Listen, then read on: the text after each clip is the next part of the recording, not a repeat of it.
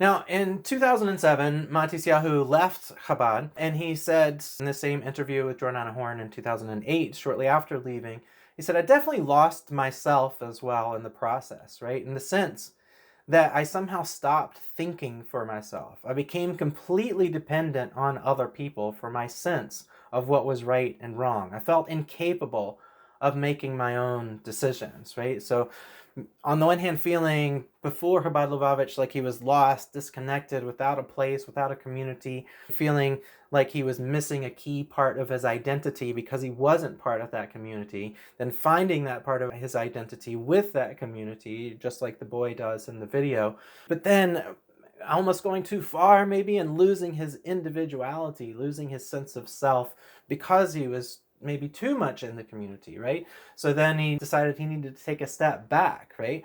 And so just a reminder, this isn't a step away from Judaism, right? But maybe a step towards another covenant within the Jewish tradition, right? A maturing of faith as we grow and mature in our intellectual understanding and in our spiritual and emotional journeys.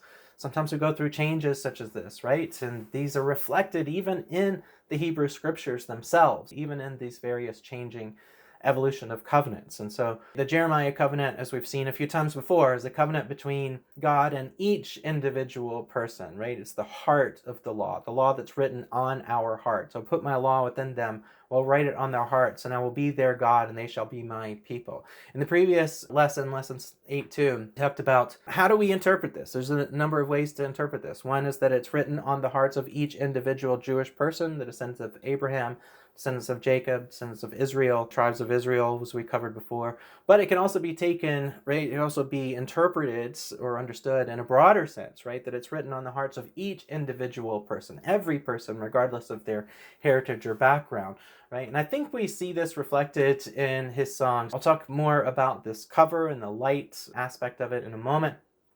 But he publishes in 2009 his third album called Light.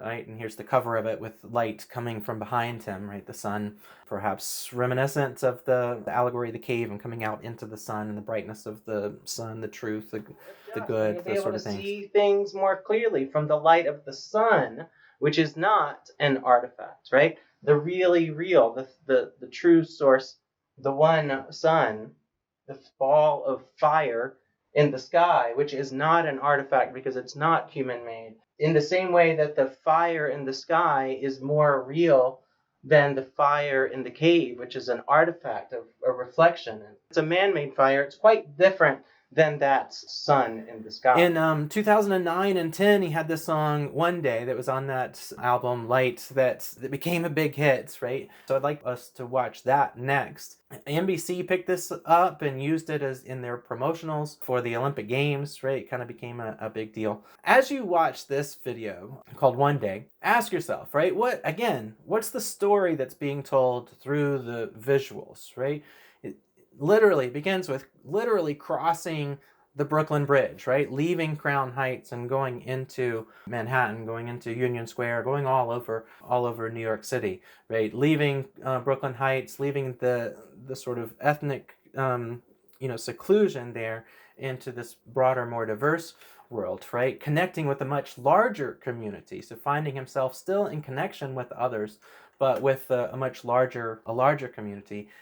And again, maybe sort of, I think, reminiscent of that. This is certainly my interpretation, but, reminiscent of Jeremiah's new covenant, that covenant that is written on each person's heart, right? The law of heart that's written on each one of us. A couple lines from this awesome track. He says, sometimes I lay under the moon and thank God I'm breathing. Then I pray, don't take me soon, because I'm here for a reason.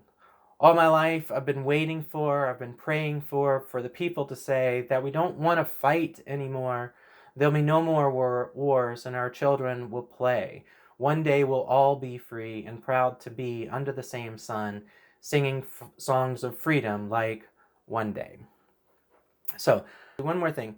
So the title and the album cover from this album Light reflect Matisyahu's growing interest in and deep study of the Kabbalah. Actually, go ahead and watch the video now, and then we'll restart here.